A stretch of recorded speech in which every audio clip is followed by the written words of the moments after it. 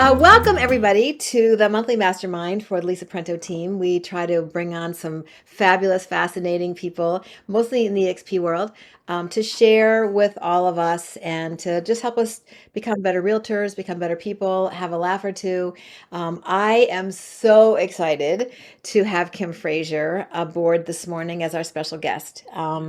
We met Kim. So Kim is on the West Coast. Thank you, Kim. Thank you, Barbara, for getting up early for us. We really appreciate it. That's why I made it 11. It used to be 9 and we really were missing everybody. So we tried to, now we make it 11. So we're being a little more respectful of the West Coast. So I met Kim at in Cabo this year at the Mastermind, and Barbara and I were sitting there, as we do, sitting together and listening to everybody. And this girl, this little ball of energy, came on the stage. Pretty new to EXP. I guess it's only like 9 months now. And she's kind of putting many of us to shame with the way she's building her organization, but that's okay. She came with a lot of really great information about how she has done that, how she's built her organization in a short period of time. But the best part of her talk was her story about how she got to Cabo. So this is an encapsulation to me of who Kim Fraser is, because it says a lot about your willingness to not let anything stand in your way, about your ingenuity, about your sense of humor, about your charm. I just love the story. So let me introduce Kim Fraser. Welcome, welcome, welcome. And would you please start by telling us a little bit about how you got to Cabo? I love it. Hi, Lisa. Thank you so much for having me. It's so good to see you this morning, and you look beautiful as always. Oh, please. So, thank you. So, I was going to Cabo. I've been in EXP since June of this last year, so about 9.5 months. And I was asked to speak on stage by Brent Gove, which was quite an honor. I was super excited about that. We had about 1,200 agents there, and I was just thrilled to be able to do that. So the night before, that morning, Friday before, we're heading out on Saturday. I live in the Seattle area. So I was everything packed in the morning, ready to go. About 10 o'clock at night, I went to grab my passport where I knew it was, and it wasn't there. And I'm like, are you freaking kidding me? Like, I have no passport. I spent the next 5 hours until like 3 o'clock in the morning, 3:30, looking for my passport. My flight, I would go to the airport at 6:30. To no avail, there's no passport. I'm like, oh my gosh, what am I going to do? I can't like call them and tell them I can't make it. Like, they've got my PowerPoint. I'm plugged into the system. Everything's ready to go for the event. I'm like, I can't call them. So I'm like, what am I going to do? So I start looking at, so I get up Saturday morning. I book my flight to the next morning till Sunday. So I was going to pay for a day of hotel, empty hotel room in Cabo. And I start looking. There's no passport. So by 12:30, I'm like, gosh, what am I going to do? I have an enhanced driver's license, which allows you to go by land or sea into Mexico. So I'm like looking at cruise ships, trying to see if there's a cruise ship that I can take from the West Coast, from LA or San Diego, to drop me off in Cabo, like on the Tuesday, because I speak on Wednesday. And the next week I would have been fine, but there's nothing there. I'm like, crap, what am I going to do? So about 2 hours later, I'm on an airplane, in the airplane, heading to San Diego. So I take an airplane, buy a ticket. My husband comes with me, head to San Diego, get dropped off at San Diego, take an Uber to the border, stay the night in this 1-star Best Western at the border. In the morning, I take another Uber into right upon the Mexico border to Tijuana, because I can't go through the CBX to the airport because I still have to have a passport to get over there. So I end up getting dropped off at the wrong airport first, have to get another taxi over to the other border, cross over with my pink suitcase, cruising with my pink suitcase, dragging it, FaceTiming the whole thing. So I'm like, this is just awesome. My husband's like, head on a freaking swivel. What are you doing? Pink suitcase. You're in a dress. You're in sandals. Your $1,000 phone out. You're like, hi, I'm walking into Tijuana. So anyway, so we walk in, get across the border. We go through, like, have to go to our luggage, a little security thing. Get in the Tijuana taxi, which was frightful. The guy drove like Mario Andretti. I thought I was going to die in the smallest car ever. Get to the airport, get on an airplane from Tijuana to Cabo. But then the best part is, once I get there, I have to reverse engineer everything to get back into the United States on the way home. So I've got to go back from Tijuana to Cabo, walk over the Tijuana border into San Diego, take an Uber to the airport, and then get back home to Seattle. So yes, but I was like, there was no way in God's green earth that I was going to tell them that I could not find my passport and not make it. I thought that would be so irresponsible. And then I had another event I hosted almost 2 weeks ago now with Glenn Sanford, our founder and CEO, and Brett Dove.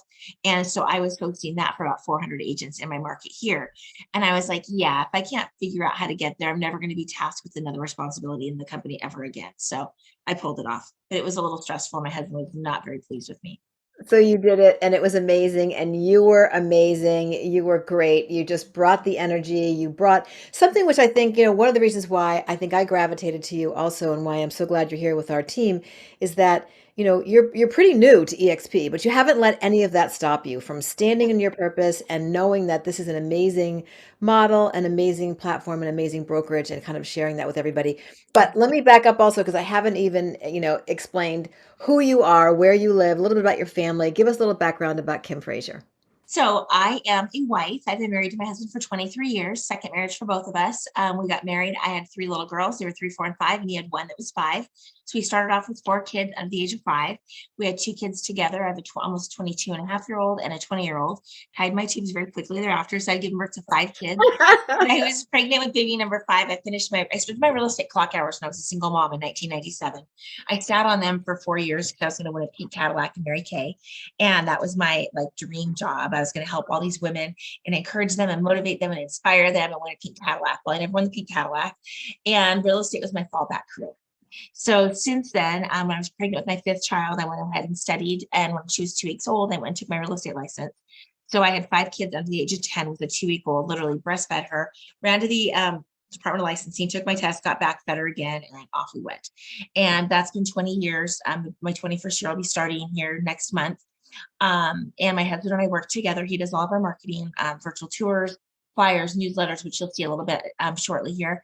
Our kids are 20 to the age of 30. I have 8 grandchildren, anywhere from 10 weeks old to 11 and a half. I'm in the top 1% of all realtors in the state and in the nation. In 2020, I was ranked number 218 by Real Trends in the nation and number 7 in the state of Washington. Unbelievable. Absolutely unbelievable. I think that somehow I know you must sleep, but and you don't and you look like you sleep. You look so rested. Your skin looks beautiful. I don't know how you handle all of that. I mean, I guess it's been really great that your husband's been working with you. Tell Yeah. us a little bit about like what he did and how that came to be and how that's working for you. Wonderful. Well, he has a degree in criminal justice. When we met, he was working at a juvenile court, about a year in the business. I did my clock hours right when I started dating him. And so I had put them on hold. And so we knew I had an interest in real estate. I bought my first house when I was 20, second when I was 22, loved the process. But I was 22, probably looked 18. And they'd be like, listen, sweetie, that's so nice that you like houses. But when my agent was busy, I would take the keys and open up the doors. And I knew all the product, all the inventory, all of that. But, and then I became a single mom at 24 and a half with 3 kids under the age of 3. And so I was literally 8 months pregnant when my husband left. So I was not going to sell my home. I'm like, I am not going to be broken. I'm really strong. So I'm like, I'm not going to be broken. I'm not going to let you defeat me. I'm not selling my house. So we kept our house, and which I kept until I sold it to move to the lake that I live on now.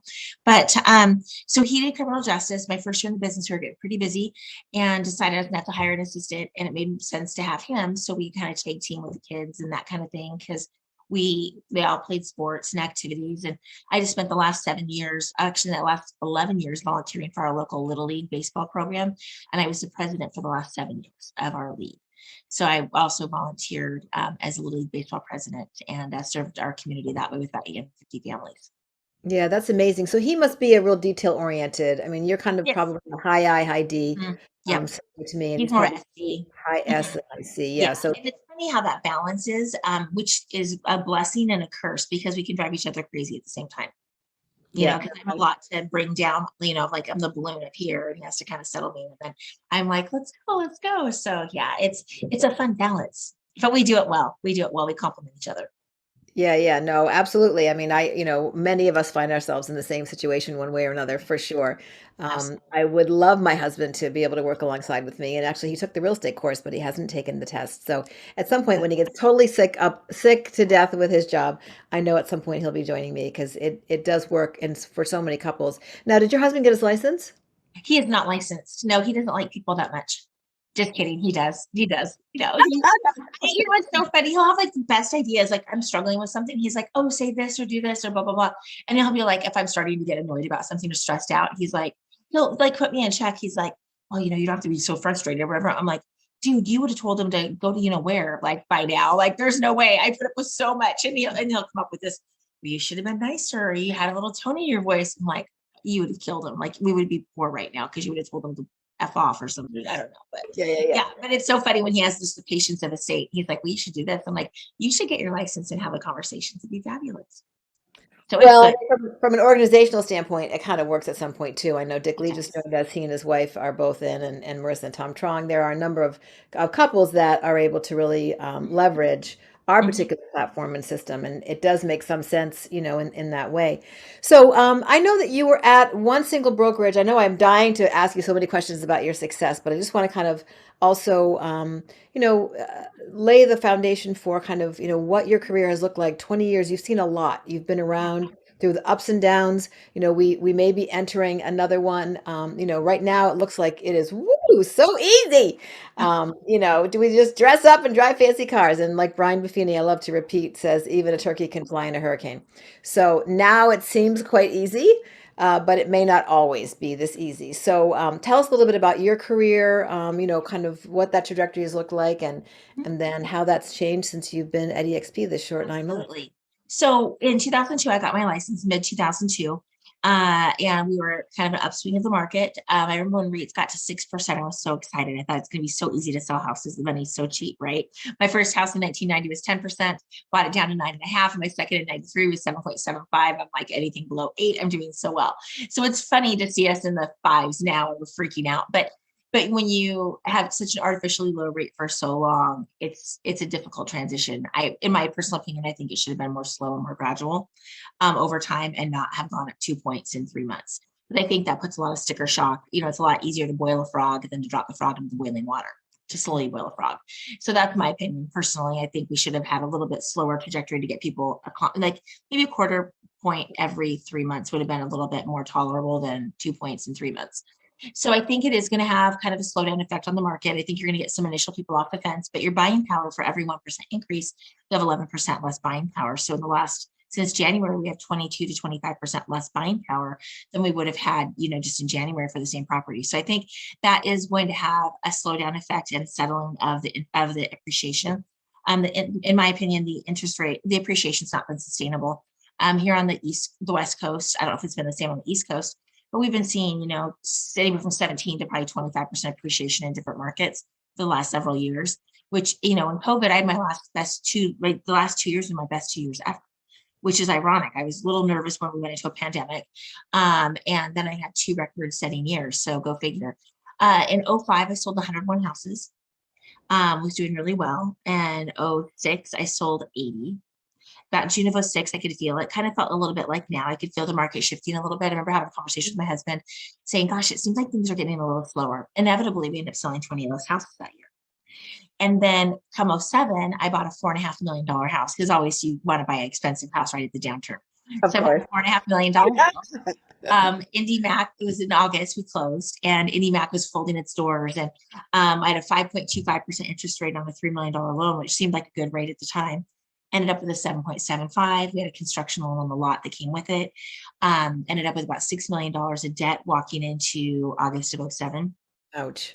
Had about $40,000 going out monthly in mortgage payments between our old house, this house. Yeah, it was big. I was 37 years old. I'm 51 right now, but I was 37 years old with 40 plus $1,000 a month going out of mortgages. We had some lots we were building on. My dad was like, "You have big cojones, kid." I'm like, "Go big or go home," and I went home. So we ended up having to short sale our house that we bought for 4.5. 18 months later, it sold for 2.4 million. We lost $1 million cash out of pocket for making the payments. And at some point, I was 2 payments late. I'm like, I'm done. Like, I would pull up to the house. I was so angry. I was just like, it's not the house's fault, but just the market. So moved back to our old house. And I mean, granted, we were in one waterfront home. We moved back to our old waterfront home. So we weren't really, it wasn't a bad thing. We just went back to our old home on the water. It was nice. And we spent the next 10 years there. And, but I went from 100, 80, 60, 40, 19 in 2009. And then I was still doing better than most agents in my market because they were selling one or two if they were lucky. And then I went to 30, 40, 50, 60, 80. Here we are. And so I've been through that cycle. It's not a fun cycle. It's a tough Mhm. cycle. You learn a lot of humility. I Mhm. learned a big fancy house does not make you any happier. It can stress you out. And I think just through hard work and dedication and commitment and not giving up, a lot of people exited the market and never came back. Mhm. I weathered the storm. So I went from making, I think in '05, my commission was like 750 before expenses. Back in 2009, I think it was 200. So, I mean, I made like 550,000 less in a year in like a 4-year span. So that's a lot of money when you're used to looking at something and you have to reset. So I think not knowing what we're going into, I'd really encourage people to kind of look at like leaning up your budget. If you're spending marketing dollars, talk about like how to allocate those the best to make sure that you're getting maximum value. I have lit so much money on fire versus the houses that I sat empty, marketing strategies that I played, that I utilized, Zillow that I spent $1 million on that I could shoot myself. But a lot of things that I've tried stuff didn't work. I think the nice thing about being an EXP2 going into a possible, market reset and lean market is that our costs are so much easier to carry Yeah. than most brokerages. Yeah, And when absolutely. it gets lean, it's going to help. And I think I would encourage any agents that are here that are not with EXP in this meeting or call, or people who are thinking about coming, well, the ones that are here or the ones that are thinking about coming here, when you're talking to other agents, this is such an opportunity in a shift in a resetting market, because costs get expensive. I mean, I remember like looking at line items, what can I cut out? What can I cut out? What can I cut out? So if you haven't been through this yet, this kind of downturn, it's good to be having those conversations because you're going to see a lot of agents that have to exit the market. It's an expensive hobby. Real estate's a very expensive hobby. It is. It is.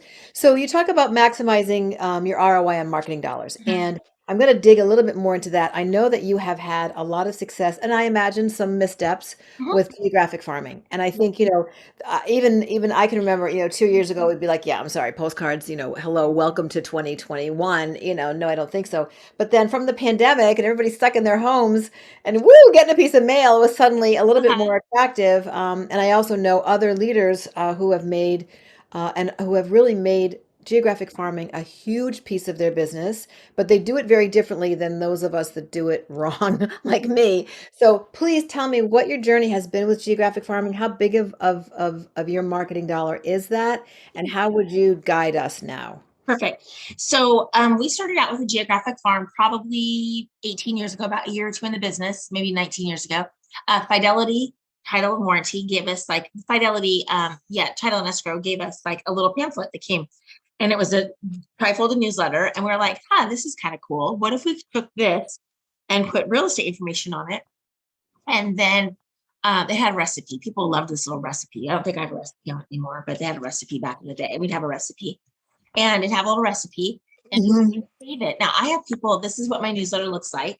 We have people, believe it or not, and I'll kind of go over this with you, but they save these. They have files that they've kept for years, decades from me sending these. It's insane. So I do not create this. If I created this, it would look horrible. Chris does this and he does a fabulous job. But basically what it has like a neighborhood. It has the date, the volume number, the issue number. And then this article was from December. It just said, don't believe everything you read. The truth many headlines overlook. It talks about foreclosures are starting to spike. Mortgage rates will slow the housing market. Home sales not impacted by rising interest rates, except for the housing crash of 2006. Well, that was when rates just a few months ago were still in the threes. Home prices impacted slightly by interest rates, and it kind of shows the downturn of the market. It'll show homes listed that are pending and sold in the neighborhood, the status of the homes in that neighborhood. It'll have a little calendar here of upcoming events. Another thing, five features home buyers are looking for, a checklist for selling your house this winter, and then a graph here that he puts. And I can send this to Lisa and she can forward it to you guys, but it'll be like a graph of percent home sales prices, percentage to list price, price per square foot, median home price year over year, those types of things. So this goes out monthly to our farm. We send it through EDDM, Every Door Direct Marketing. We need to send them out through the direct for the from the USPS, and it's about 17 cents a piece. And then we have a professional printer that prints these. They probably run about 25 or 30 cents a piece. Typically, the larger the order. And they're specific to each neighborhood that we do. And right now we're farming to 4 neighborhoods, about 10,000 mail outs a month. Probably at the peak, we did about 15 or 16,000 mail outs a month. I also have several of the neighborhoods. I think three of the neighborhoods have, or no, two of the neighborhoods have a magazine that goes with it. And then I have two other magazines that I don't have a newsletter that goes with it, that I probably should back up with a newsletter and a magazine. So I'm in 4 magazines. Let me show you what that looks like. Yeah. So, all right. So we've got the newsletters going out to 4 farming areas, and I want to kind of ask you about how you determined those. But yeah, so you've got the newsletter, which is a glossy. It looks like it's an 11 by 13.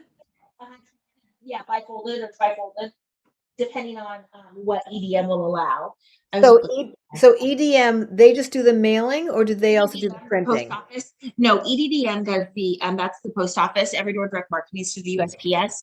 And so they just do the mailing. We drop them off, we bundle them in packages of 100. There's a little sheet that goes on top of it, and then they get bundled in 100, and then they just get dropped off in the regular carrier route.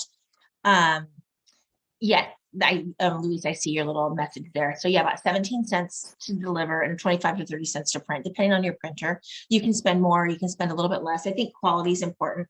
I think you want to, if you're going to do the piece, you're better off with a smaller farm and do a better quality piece. This has a gloss finish to it. It has a semi-gloss finish to it, so it's very nice. It's a heavier cardstock, if you can hear it, Yep, but yep. it's a nice paper quality. So I started off with a smaller farm. I started off with one farm originally, and there's probably 1,000 homes in the How farm. did you choose that farm? Is it your neighborhood, somewhere you want to sell in? It's close to me. I never market to a place that I'm not excited about selling in. Okay. If I wouldn't purchase in there, I wouldn't live there as a first time home buyer, move up home buyer. I'm super honest. I'm probably honest to a fault. I'll talk people out of buying things if I can. I'm like, I'll sell it to you, but don't come back to me if it's a bad investment. Like, if they want my honest opinion, I'm going to give them my honest opinion. I'm not going to lie. Yes, I can get you a flyer. Somebody asked Christine about getting the flyer available online, and I can get you a copy of that. So, I don't have it. Actually, I don't put it online for people to look at, like on a website or anything like that. That's a good idea, though. I should do that. But so basically, we have the little that. So if I live there as a first time home buyer, a move up buyer, an investor, a downsizing, if I would live there at any point, it gets my attention. If it's a super sketchy area or something that I'm afraid to market to or I don't believe in, I don't do it. Yeah, It's a neighborhood that I really like or has a lot of potential, has good turnover. You don't want to mail to something that never turns over. I would say you want at least a 5 to 6% turnover rate, annually, because otherwise you're just spinning your how would wheels. you determine that? How do you determine the turnover rate? You take the solds that sold in a year. I might do a test case of 2 sold, and then by the number of homes in the community, and you can call the title and escrow company and they can get you a map of that with all the homes and addresses in the neighborhood. And then you figure out how many homes are in the neighborhood and then take the number of solds and divide it into that. And that'll give you percentage of turnover. Okay, yeah, we don't have title and escrow in Massachusetts like you do. Different states are different. We can So, get some of that information from our MLS though. okay. Yeah. And so how do you guys find out in Massachusetts, like the size of a neighborhood? How can you do that there? Can the title company look that up like a community report? We don't, we're an I go attorney to state. public records. Yeah, Or we'd do have to you go have through that on public the record. cable? Yeah, or on MLS. You can pull streets and pull, Have you ever tried to call the title company or like First American or something that's around the country that maybe they have that information for neighborhoods that you guys may not be aware of possibly? No, I don't know because again, we're an attorney state. We don't have title companies in that same way. Interesting. Yeah, but it certainly would be Hold something hold because on. Yes, we can. If you wanted to, just call your title company. Ask your attorney who your title relationship is, who their title relationship is. got it. Let me know. I mean, Aria has so many title relationships that they sponsor us. Easy. And New The answer Hampshire, is where yes, Kim. Everybody, the title companies will have access to that information. How big the population is. Your local municipality. Walk in the town hall and say, hey, how many people live here? Where's the mailing list? I bet you can buy it from them. And then find out who it is. The Tom post Trong, office sells that too. How are you? We were just talking about you last night, Chris and I. We were saying we need to get you and Dick out to Seattle. Yes, I'm definitely coming to Seattle soon. I'm Okay. working on someone good over there. Okay, well, Hey, Kim, I don't know if you want to keep going with the presentation or can we sprinkle in some questions? Because I do have some questions about farming. Yeah, absolutely. no, I was gonna leave time at the end, but go ahead and jump in, Tom. one of the biggest things that I find, agents do is they try something, they quit. They try something for 3 months, it didn't work. 6 months, it didn't work, they quit. At what point, what word of advice would you give, Kim, for those who says, "Hey, this is a great idea. It works for Kim Fraser. Hopefully, it works for me." But words of advice, words of wisdom. If you are going to do this and pick a farming area of 1,500 like you started, how long do you need to do it for before you throw in the towel and throw all that money out the window? I would say minimum 1 to 2 years.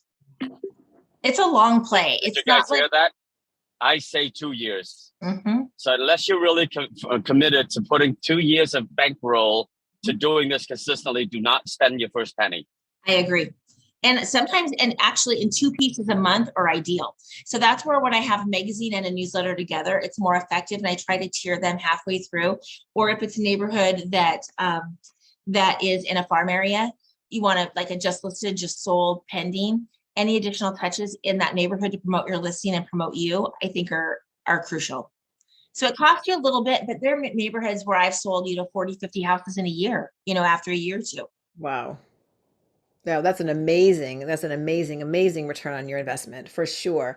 And yes, Tom, great point. I know that the people that I have spoken to that actually do, let's say, postcard mailing, our immediate past president of the Residential Real Estate Council, Alex always did a presentation on the fact that he did an oversized postcard, very attractive, had good information on it, but he did the same postcard. They would Mhm. do 100,000 in the year or whatever it was, and so the costs were not that high because it was the same postcard. And his theory was it was going out on a monthly basis and that people kind of go like this and throw it away anyway, postcard.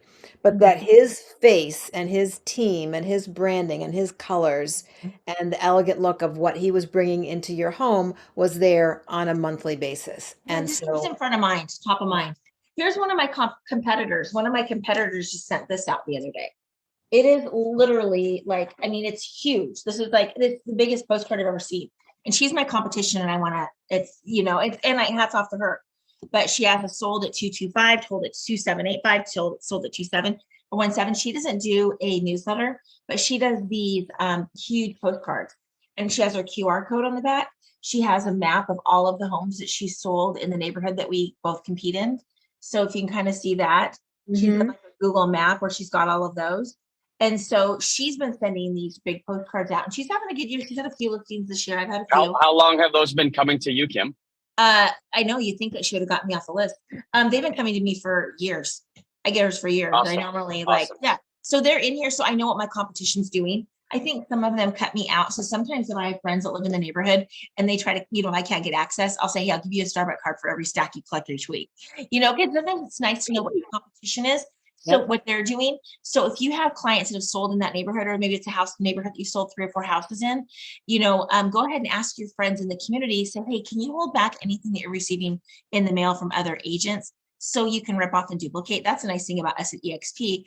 All we do is we're so great at collaboration and sharing ideas and helping each other, but you can take the ideas from another brokerage and just, tweak it a little bit to your own.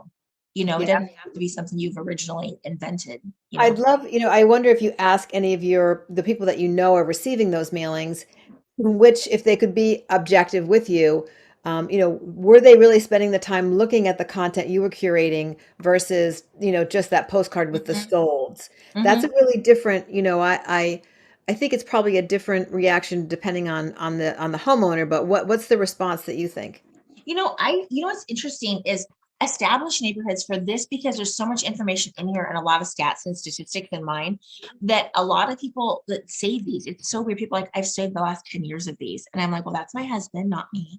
Because if it was me, it would look like stick people in here. But I give him the credit. But it's funny, people will save that. But I think people who are more analytical, people that are the higher more educated the consumer is, for us, the better they absorb this information. People who are less educated typically, we do not resonate as well with. Younger generation, probably not as well, more established, I would say 40 and older, probably do better with this newsletter content and the information inside than maybe a younger millennial. But I So mean, if like you're looking to list, then it's going to be that older homeowner, I mean, a lot of times. Mhm. yeah. I'm not in love with the just sold, I'm so great, look what I just did. I'm Mhm. not in love with that. I'm just not. Then I always, I mean, when I see it online, when I get a postcard, I'll be like, really? Okay, I don't know. You just toss To it. me, Yeah, exactly. offering value, and they always want to know how's the market going. What did the house down the street sell for? Not what did you sell, Kim Fraser, but what did that Absolutely. house? What did that house? I And that's think what they that's want to what. know. But one of the neighborhoods that I market to, the average price point in there's probably 2.5 million. So from this in the last like 4 years, I've just got done selling a 4 million. I have a 3.5 coming on. I have a $4 million coming on. I have a 2.2 that I sold. But on that street in the last 3 years, I've probably sold 10 houses between $2 and $4 million. Wow. Just from this newsletter. And they're, I would say a typical age is 60 plus. Um, Annual income probably 250 and above. Average net worth probably 2 million and above. I do really well in that neighborhood, and so there's a neighborhood that I just dropped that I've marketed to for 17 years that it seems like Redfin's got a big foothold in. A lot of transition area, it just haven't done well. So I marketed to for 17 years and I just stopped it. Wow. So how do you make that decision? We just got tired. It's just a return on investment. We're selling, 3, 4 houses a year. We're spending probably 15, 20,000 mailing out to them, and I'm getting, 30,000 back in return, 40,000 back in return. So we're getting more than what we're spending. But it takes several hours to put this together for Chris, probably, half a day to a day's worth of work. And Yeah. so it's just, I think what's happened is the agents in that neighborhood have gotten so diluted over time that the neighborhood's gotten, it's probably triple the size. It's probably 1,500 when I started and 4,500 today. But the dilution is so big and there's no real agent that's dominant. I used to sell 30, 35 houses in that neighborhood a year. And the top agent and I were both in the same office. There were myself and Darcy, we were the two top agents. And we both averaged between 30 and 40 deals a year. But we probably had 60, 70% of the listings in the neighborhood back Wow. Wow. then. So if someone were starting out having no background in direct mail, having no background in farming, what would be some of the steps that you would suggest that they take initially? I would find a neighborhood that you really like. I would find a neighborhood that has, something that you feel like you can sell and you believe in, you know, and that you would at some point purchase as an investor, first time home buyer, move up buyer, or downsizing. I feel like it's important to like the neighborhood that you're marketing to. Then you're excited about being in there, you're excited about door knocking. We used to put like Mariner schedules or Seahawk schedules on the doors. We would do that for years. We'd get our Army of Kids and we'd be hanging stuff on their door hangers. It's also good that you can do some community information in there, maybe do a thing with Santa or an Easter egg hunt. If there's other things that you can parlay into that community as a service, I think is good. If there are stores and, if there's a community center that you can go out and you can also incorporate some video with this, some YouTube videos. So now what I would do in a farm is not only would I do direct mail pieces, I would also be sprinkling in YouTube, TikTok. I would create a neighborhood page for that neighborhood. So all the neighbors can go in there, and it's not so much to promote you, but it's to promote the community. And then they'll know through that you're a realtor. But don't go in there and just plug yourself, plug yourself, plug yourself, but put in there valuable community content. You can do some advertisement, just, not reckless self-promotion, for people, it's about, collaboration and community, interviewing some of the neighborhood businesses, maybe giving people a platform if they own a business to be able to put that on there, have like a resource page that you could do. So I think I would incorporate some of this. And sometimes now refrigerators are all stainless steel. Back when I started this, they were all still white or Yeah. black, and you could put your magnet on the refrigerator. I have gone to so many houses where people have my magnet on the refrigerator and I'm not the listing agent. I'm like, what the heck? You didn't call me, but they kept my information, and so it's kind of interesting. You're not going to get every single listing, but if you could put some community information on there, it could also be in the form of like the neighborhood pizza place, the teriyaki shop, this dry cleaner, the Subway, all the little things that may need your phone number. You can get those on those little magnet things. It could be something you could give an item of value to back everything, back it up. And so it's just you're kind of top of mind for people. But I would take this approach, and I'm starting to get more into YouTube and TikTok and things like that. You and I were just in that TikTok challenge. Yes, and actually, Liz Brown is on next month on Friday the 13th. Oh my gosh, I'm gonna have to jump on. She's Yeah, yeah. hilarious. I She's a know. hoot. So I would say, incorporate some social media. with the print. So then you're getting all demographics. You're kind of covering your bases there. Cause I think a lot of the younger generation, as well as us, we're on the social media and stuff like that. But I think it's additional layering to help you gain more followers and more of an influence in that community that I would add to that as well. Yeah, and I think with the QR code, you could lead to a landing page that could 100%. go into KV Core. I mean, I think Rachel 100%. would figure that out. Adrian, where's Adrian, would figure that out. We have Mhm. people on our team that, do a lot of integration with KV Core, but I think that would be a great opportunity as well. So Absolutely. what kind of call to action do you have on the newsletter about you guys? Honestly, there's really, it just says my information on here. I have a Kim's Corner. There really isn't, you would think we'd have a call to action on here, but there really isn't. It's just pretty basic. It's just really informational, and people will call and say, hey, I've been getting your newsletter. Would love to have you come by and talk to me about what my house is worth. So it's not, I would say like on the social media post, maybe a little bit more a call to action. Hey, if you have any questions about the neighborhood or what your values are, I'd love to stop by, give me a call. Feel free to call, text, or email me. And then, and have the number flash up there. Open houses. The other thing too, open houses. I still sit open houses. I'm 20 years in the business. I sold 67 houses last year, 76 the year before, 80 million in production last year, 76 million the year before. So we have a good clip of business that we do. And I'm still sitting open houses. Like I'm out there 11 to 3 tomorrow, 11 to 3 on Sunday. It's my farm area. It's waterfront. It's 1.7 million. When they come, like I sat one a couple weeks ago, 1.5, and they were like, oh my gosh, we weren't sure if it was actually going to be you. And I'm like, absolutely, it's me. And so I'm meeting the neighbors. I met 7 of the neighbors. I did not pick up any buyers at all, but a couple people stayed for like an hour, 2 hours. People were coming by. Hey, I just want to stop by, see the house, meet you. So I'm just like shaking hands, kissing babies, and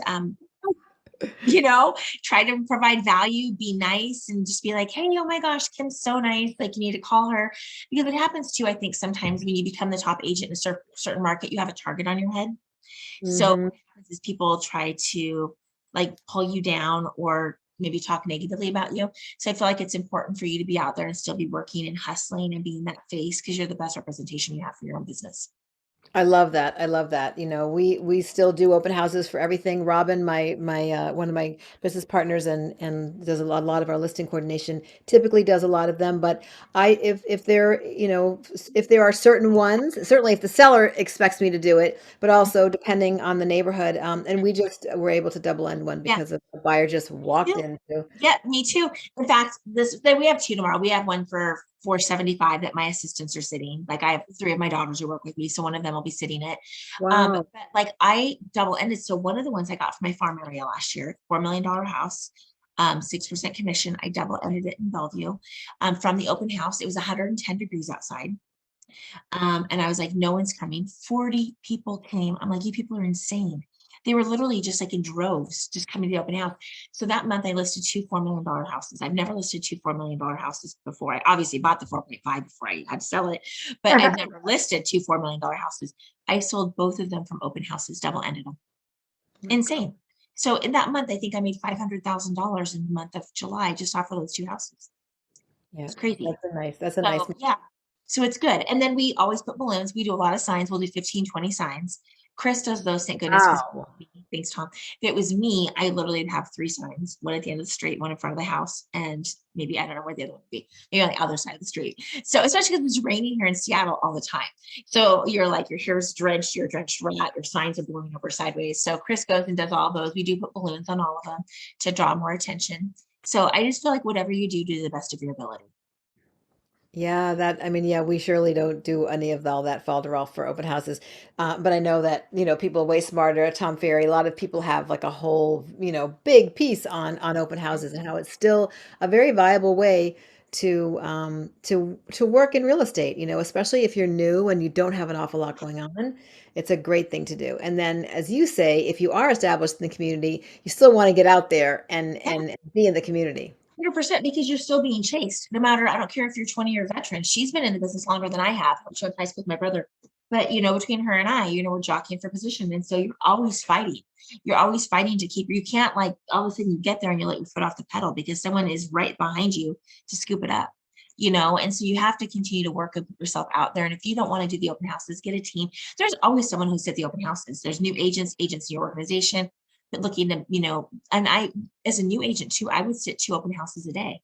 I would go 10 to 1, 1 to 4, and they'd be in the same neighborhood. And I would give myself, I'd leave the one 5 minutes early and I'd show up the other one 5 minutes late, and I'd get in the car and I'd drive the other one. And my husband would change the signs behind me, just to make sure that I could be out there. But I'd be out there 6, 8 hours in a day. Hey, And Kim, sometimes, yeah, Kim, can you say that one more time? There's 30 agents on here that I'd love for you to just yes. underline that point one more time, please. Yes, absolutely. So I would sit as a new agent, as a seasoned agent, I would sit open houses 2 in a day. I would go 10 to 1, and I would leave 5 minutes early, and then I would show up 5 minutes late to the next one. I would be 1 to 4 if they're in the same neighborhood. Tomorrow I'm sitting 11 to 3. I think people sit like a 12 to 2 open house. It's like, what's the point? You spend an hour picking up the signs, an hour dropping off the signs for a 2-hour open house. You might as well be there, bring your paperwork, make your calls. If nobody shows up, nobody shows up, right? You have to do your paperwork somewhere. So you might as well be doing your paperwork somewhere where they actually may show up and you might have a chance at conducting business. It doesn't do you any good sitting at your desk all day long, every single day. Go to Starbucks, bring your laptop, get out in the community. Don't sit at your office. Even that's the nice thing about EXP being a virtual office. I don't get paid anymore sitting in my office here. If I go out to the Starbucks up at the community center, I have a better chance. I'll probably in an hour see 10 people that I know, and they'll see me working, and I can be meeting a client there. I can be working on calls, but they see you and you're present. So make yourself out, put yourself out there in the community, make yourself intentional. None of this comes by osmosis. I made $1.7 million in commission last year. It was because I worked hard. It wasn't because I sat on my. You worked your ass off. Yeah. And 1.6 the year before that. So none of it just comes by osmosis. You have to put yourself out there and do the hard work, but the rewards are great. No one is going to pay me the money that I make. No one. I have a high school diploma with a year of community college. But what I have is common sense and hard work. Yeah, that is the truth. That is the truth. I love what you said, and especially now where we are feeling more comfortable going out. Most places, except for Philadelphia, are open, on the inside. And maybe pick a morning that you're going to go to the local whatever. We have a great Cape Cod coffee. There's 2 locations here. Get into a corner. Don't be obnoxious on your phone, but be on your phone a little bit so they know, in fact, you're a realtor. Put a sticker on the back of your computer and sit there and do business. And at least you'll be out and you'll be meeting people and waving and they'll see you and, 100%. love it. Love, love, love. 100%. And don't be afraid to have conversations. The other day I was meeting a new agent. We had a 3-hour lunch meeting last week. New agent, one of my team members is bringing in the company. They're going to be phenomenal. And we're leaving this lunch place. And of course you get together with somebody like Tom and I could talk, and you and I could talk for 12 hours. We have a good time. Get some good times over there in San Diego with Tom Trong. So we had a good time talking and visiting and stuff. Any of you that are part of Tom and Lisa, you guys are so lucky, like just top notch, just so blessed. But I appreciate that. I appreciate you guys. But we're walking out and some gal that's the Uber driver to grab food. She's doing Uber Eats. So she is the friendliest person I've ever met in my entire life. Makes me look like a wallflower. Comes out and she's like, "Oh, hey guys," blah, blah, blah, blah. She starts a conversation with her. Her name's Victoria. She's so friendly.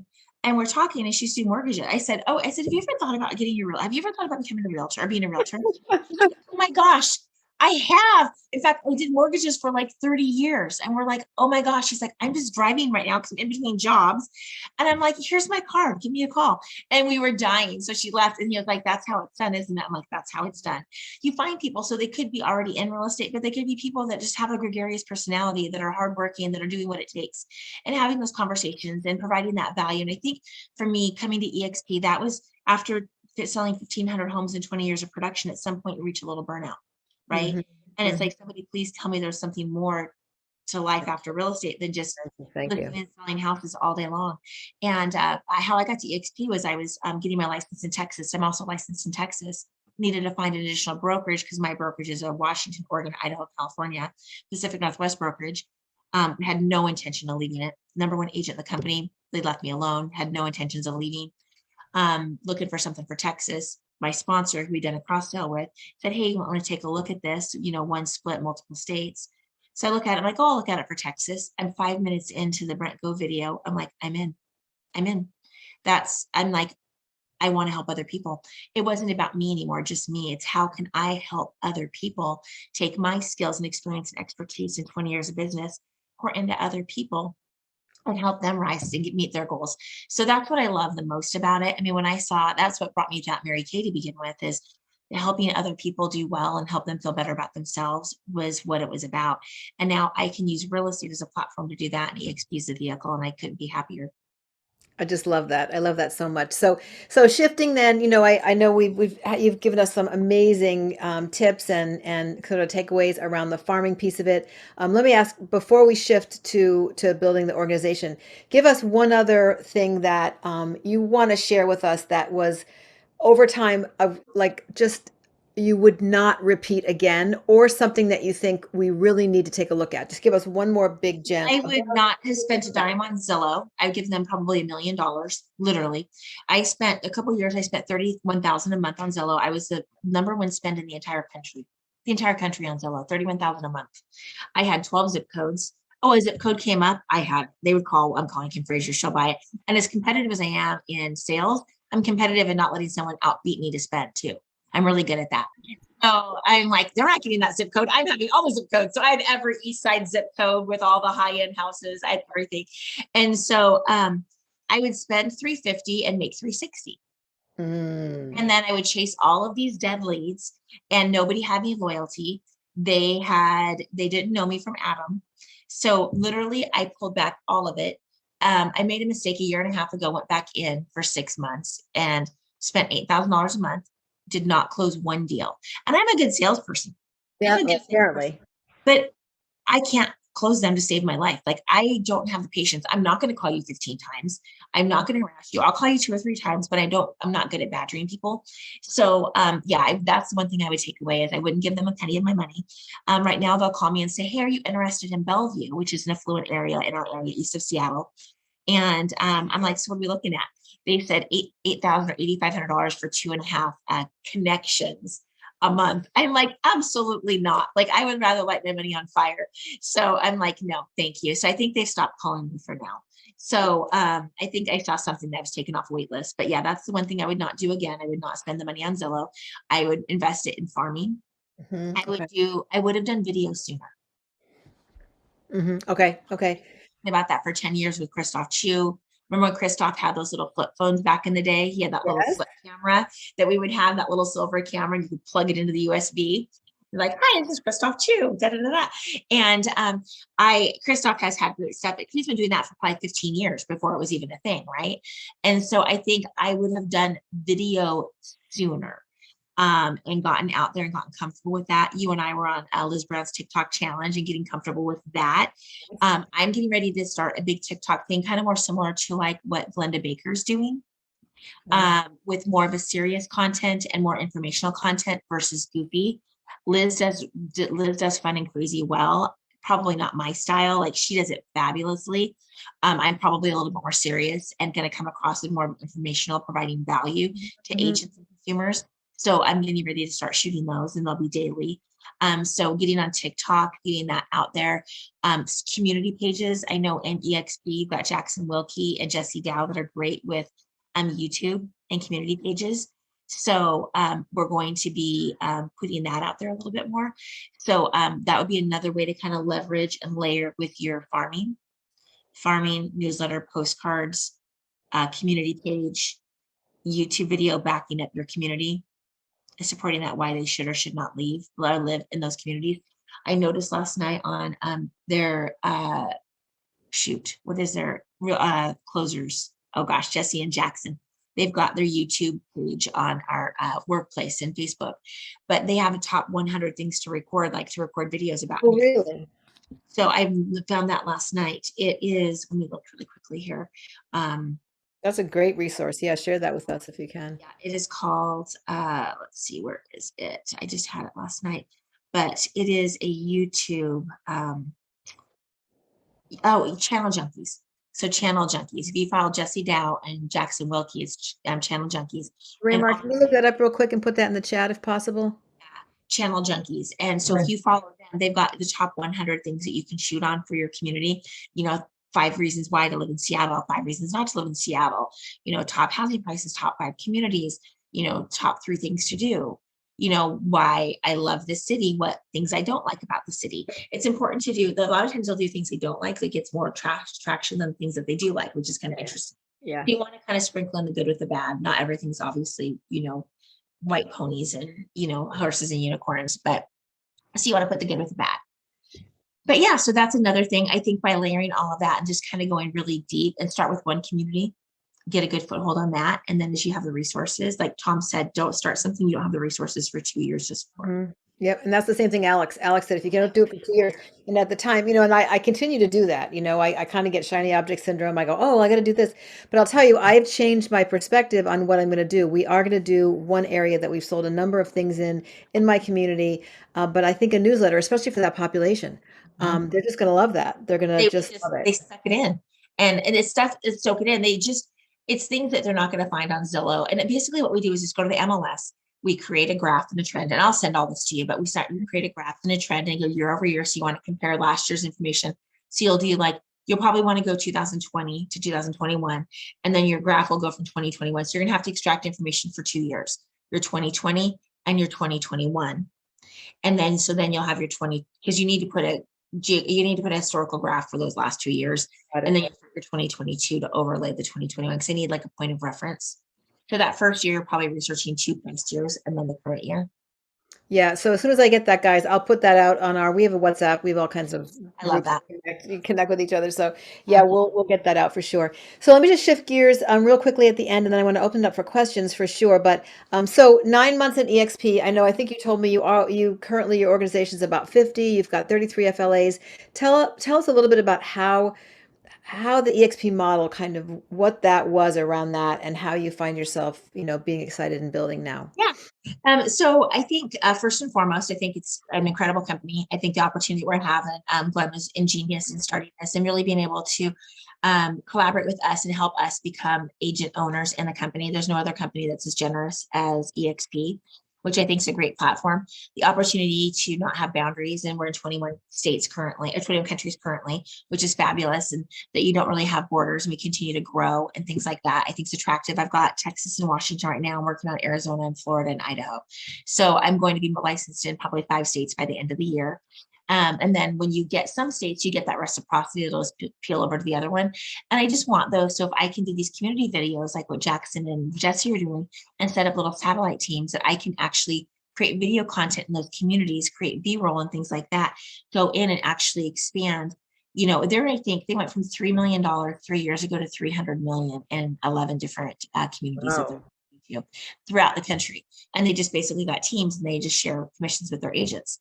So, and then when you're building a team and an organization, it makes a lot of sense, because you can, have a reason and an intention to recruit people in, because you actually have business to give them, because you're promoting communities within there, moving to Denver, moving to Phoenix, moving to Seattle, whatever it is. And you don't even have to live there. I mean, obviously you don't want to lie and pretend like you're not living somewhere that you are, but they'll maybe have an investment property in Phoenix and Houston, but they've been able to really expand their business that way.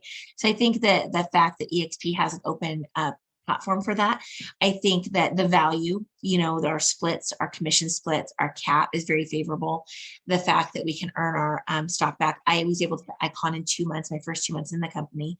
I came in July 1st is my first listing, and by the end of August I hit Icon agent, which is kind of nice. So then the company, for those of you that aren't aware, gives us back 8,000 in stock immediately back to the company. And then you teach 6 classes in the cloud, then we get 4,000 back. We attend the 2 events, we get 2,000 back. So the opportunity to earn all of your cap back in stock is wonderful. So far I've accumulated 1,800 shares of EXP stock since June. And I do participate. I take 5% of each of my commissions, and I buy stock at a 10% discount. So I am adding to that, and the stocks have been all over. I purchased stock at 46. I think yesterday was trading at 16, but it's okay. I'm in for the long haul. I'm not in for the short play. So, so I think that was great. The fact that I can build and mentor other agents. When I saw Brent's video and I inquired on what, we've been in the business, he's been about 4 or 5 years longer than me, but I was like, well, how much does this guy make, for doing this? Because I'm seeing him and I'm like, I love people. I could do this. And they told me, I'm like, I'm in. And so the fact that I can actually help build other people up and encourage them and motivate them and train them and share my knowledge with them, and I get compensated for that, I would do it for free. Mhm. But the fact that I can do that and help other people and grow the business and be able to have an additional avenue than just production to support myself into retirement is huge. And I saw that, and I was in within seconds. I mean, probably 5 minutes in, I saw it, and I'm like, I'm in. And then 3 weeks later, 35 days later, I was at my first sprint event. So my first like 2 weeks in the company, I think I sponsored 5 agents. And I got a notice from the company said, congratulations, you were in one of the top 100 influencers for the last 2 quarters at EXP. You have an opportunity to go to Sprint in Colorado, which I attended. And that's where I met Brent Gove and I met Gene Frederick, and they gave me their cell phone numbers and we became friends. And it changed my life. Yeah, yeah, really. I mean, I just love that, and it's available, but it doesn't happen if you're sitting on your couch talking about it, right? It happens when you just get up, go to work, work hard, and be excited. I think, when you talked about choosing your farming area by something that you love and you're excited about, and now just being so excited to be able to share what you can offer, being so many years in the business, and that actually is gonna, and that you would do it for free, but that, Absolutely. in fact, you're able to get compensated. So when you first started having conversations with folks, and even now, let me just ask you briefly, like who are the folks you're talking to? Are they your co-brokes? Are they people that you used to work with? Are they, obviously they're Uber drivers? A little of everything. I have a list. So what we like to say, in our organization at the XP, make a big list. So I have Hmm. a list, like the list I was working on last night. I've got 110 agents just on this little list right here that I'm talking to or trying to talk to. Some people have actually joined that have on my list since June that I haven't had the guts to call yet. And I lost them. I'm like, so I think We've put all it been there. so I came in June 8th was my first day. I had my first lunch and learn November 1st, and then I did November 28th, and then February. So I've done 3 lunch and learns, and then I just hosted the West Coast tour with Brent Gove and Glenn Sanford here in Washington. So I had that opportunity. But the other thing, so I just want to go back really quickly. Whenever you have an opportunity to go to EXPCon, build anything like that, go, go, go, go, go, go. You have to be intentional. You have to put yourself in the room. You have to make the conversations. I went to Brent and I was like, hi, Brent, I'm Kim Fraser. I'm from the Seattle market. I worked for General Scott. I've been in the company 35 days. I'm super excited. I just wanted to meet you. And I've been watching Gene Frederick's videos. So YouTube people, so you get to know who these people are. And I said, I just want to introduce myself. And Gene and I hit it off. He's sending me messages. And so if you don't know who Gene Frederick and Brent Gove are, you guys in EXP, you probably need to do a little recon on that. But I knew a month in the company, I'm like, I need to become friends with these guys. I need to intentionally pour into them and offer whatever I can add value from the company that I came from into their world. And that catapults into other relationships. From that event, I met Luann Shikasho, who is Brent Gove's, one of his FLAs, who had Tom Trong on the panel. So I flew to Sacramento. I'm in the company 6 weeks. I flew to Sacramento to speak on a panel at a lunch and learn for Luann, who I met the week before at Sprint, and got to meet Tom Trong. And Tom Trong and I were on the panel together. And that's how I met Tom 6 weeks into the company, because I got on a flight at my expense to fly down to be on a panel with Luann as a brand new agent at EXP, but a 20-year veteran.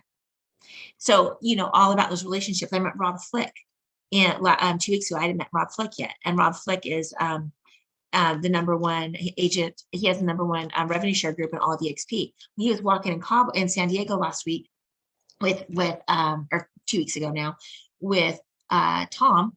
And they were like, Rob Flick. I'm like, where was Rob Flick? And he was Tom Trong. So I run Tom and Dick down. I'm like, Tom, Dick, da, da, da, da. So where do I spend the next 4 hours? With Tom, Dick, and Rob Flick in my sponsor's room, talking all things EXP. How did you do it? What do we do? Blah, blah, blah, blah, blah.